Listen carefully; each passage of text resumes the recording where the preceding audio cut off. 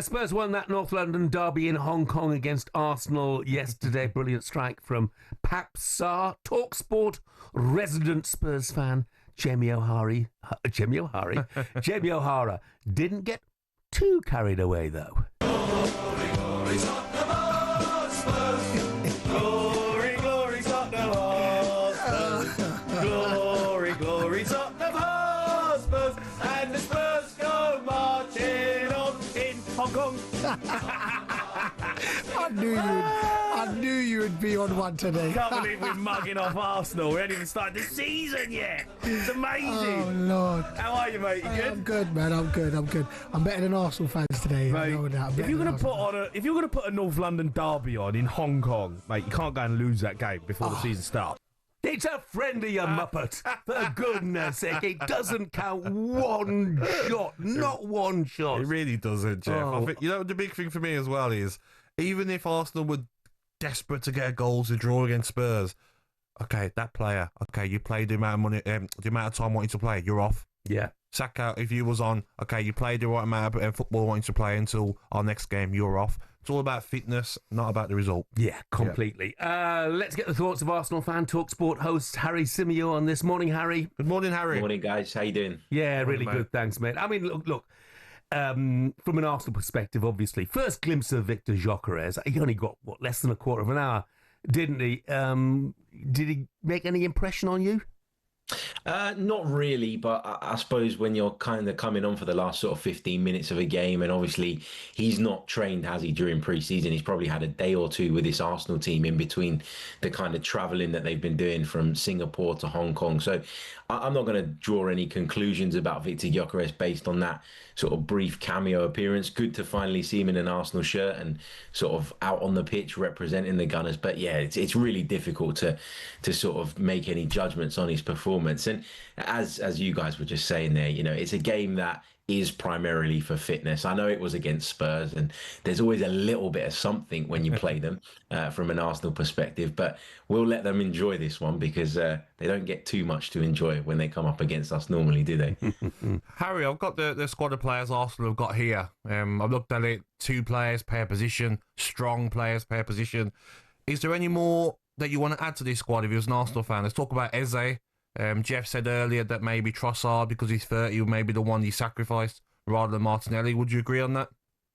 Yeah, I think that's probably the club's thinking. If they have to move one of the left wingers on, it probably will be Trossard. He's got 1 year left on his contract as well, and there's been no progress in terms of extending that or improving the terms that he's on. So he feels like the most likely exit. We read some reports last night from our very own Ben Jacobs saying that, Arsenal had told anybody that had inquired about Martinelli that he was a no-go. So it does feel like Trossard would be the most likely to leave of the two. But, Eze, I really like Eze, and I think he'd be a great addition to the squad. I think Arsenal need a bit more creativity, a bit more spontaneity in the final third. But if we're talking about the left-hand side, because that's, I think, what a lot of fans identified as potentially a problem position last season, and going into pre-season, I think there's been nothing really to kind of change people's minds on that.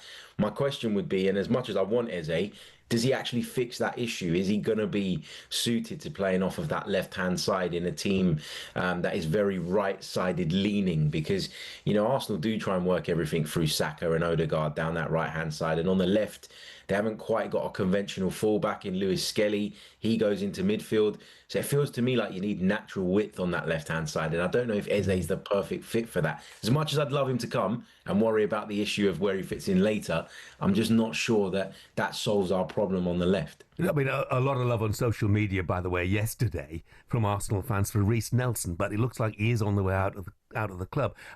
Not much love from Spurs fans for Mikel Arteta, though. That clash with Pedro Porro, what did you make of it?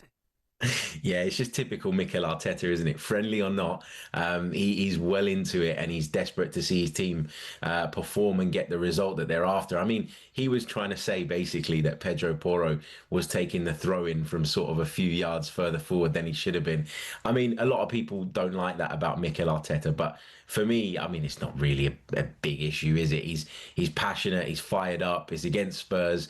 Nothing really developed from that situation. I'm sure they both shook hands hands after the game, and that was that. We keep saying that football's dead and we don't see the passion and that fire anymore, yet every time we see a little bit of that, people sort of want to jump on the back of it. So I'm absolutely fine with it. Harry, what I can see happening, and he played on the left for Chelsea quite a lot in the last couple of seasons, especially last season. I can see Madueke playing a lot of games on the left because Gyökeres is a striker that is going to demand balls into the box. And if you're on that right-hand side, Saka likes to cut back in, you know, do his 1-2s with Odegaard. It wouldn't surprise me if Madueke is played on that left-hand side to get crosses in for Gyökeres. Yeah, I agree with that. I think when Madueke was signed, there was a lot of talk about him being a Bukayo Saka backup. I don't think you spend north of £50 million on a player just to come in and be a backup to someone who's probably going to play as long as he's fit most of your games. So I agree with you. I think Madueke's got a role to play from that left-hand side. I think, you know, we talk a lot about, you know, Arsenal's struggles to kind of create chances in the final third. And, you know, we maybe sort of fell into the trap of feeling a little bit downbeat after yesterday's game because we saw that again. But Gyökeres wasn't fit, Madueke wasn't available. And these are two players that you've brought in to try and aid you in the final third. If you can't use them yet, you can't really say that the business we've done isn't going to help. So let's see how it goes. Harry, thanks very much. Thank you, Harry. Top man. Thanks, guys. talkSPORT Breakfast, waking you up Monday to Friday morning from 6 a.m. on AM, on DAB, via the talkSPORT app and on your smart speaker. talkSPORT.